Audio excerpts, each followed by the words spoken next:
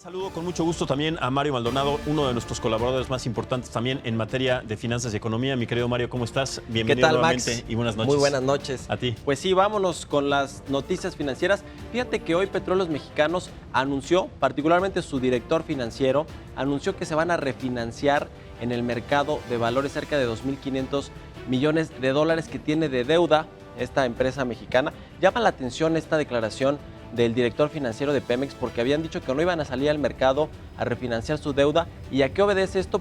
Pues ni más ni menos que a que les acaban de bajar la calificación crediticia. Fitch Ratings la degradó a bonos basura. Eso es lo que vale los bonos de Pemex en los mercados internacionales, y entonces le sale mucho más caro salir a refinanciar esta deuda de 2.500 millones de dólares que va pues a tratar de colocar Petróleos Mexicanos.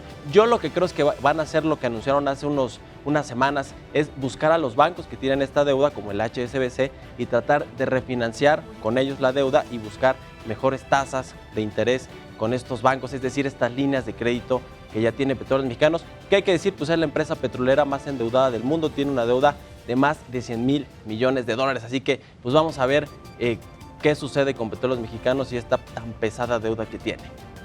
Pues es un proceso todavía largo, Mario, es un proceso que está iniciando apenas, y además también es un proceso que inclusive algunos analistas prevén que es muy difícil de salvar una deuda de ese tamaño durante tantos años, es muy difícil de subsidiar o de resolver, ¿no?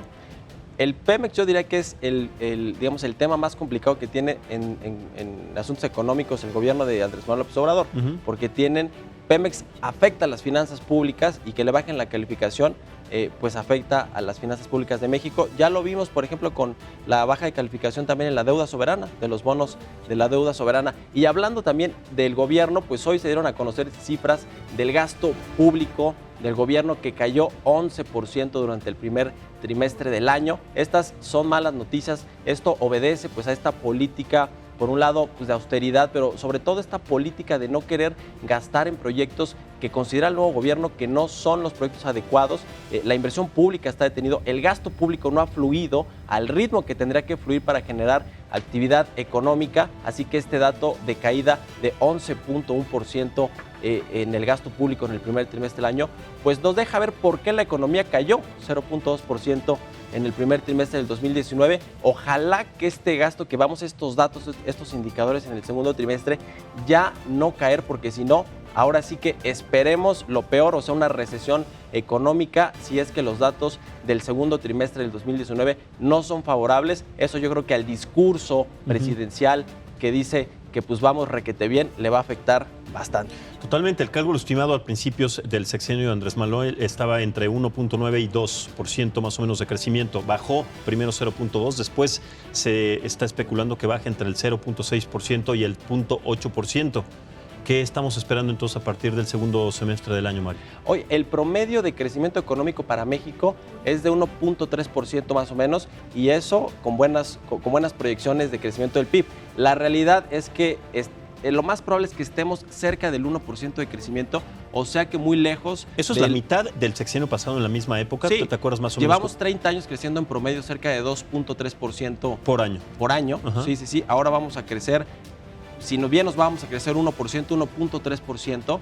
Hoy el presidente se refirió a este tema en la conferencia mañanera. ¿Ahora son nuestros datos o son los datos que Andrés Manuel tiene distintos, como generalmente lo dice en referencia a este Son el consenso, digamos, de las casas de bolsa, de los bancos de inversión, de las calificadoras, de los organismos internacionales como el FMI, como el Banco Mundial, como la CEPAL, es decir, el consenso de todos estos organismos hace una proyección de cerca de 1.3% de crecimiento. Hoy el presidente volvió a reiterar este reto de que México va a crecer 2% este 2019, y reiteró la apuesta de que va a alcanzar tasas de crecimiento de 4% del Producto Interno Bruto. Pues yo no veo cómo. En el mediano plazo se ve muy complicado, sobre todo como la nota que dijimos, el gasto público, mientras no fluya, no hay forma de reactivar la actividad económica, no hay forma de reactivar los empleos.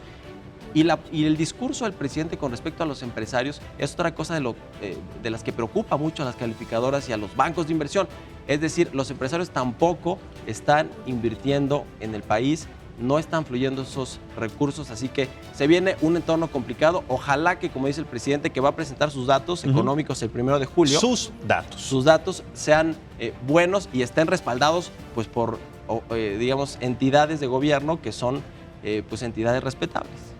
Bueno, pues ya lo esperaremos, aunque siempre son cifras muy distintas las que tiene Andrés Manuel y las que verdaderamente dan el reflejo de una recesión, si ya lo podemos nombrar así. Sé que es un poco apresurado nombrarlo, pero sí es el principio de una posible recesión, sobre todo en este primer año, ¿no? Ya lo veremos, Mario. Muchísimas gracias. Lo veremos. Buenas noches, Max. Igualmente, buenas noches, Mario.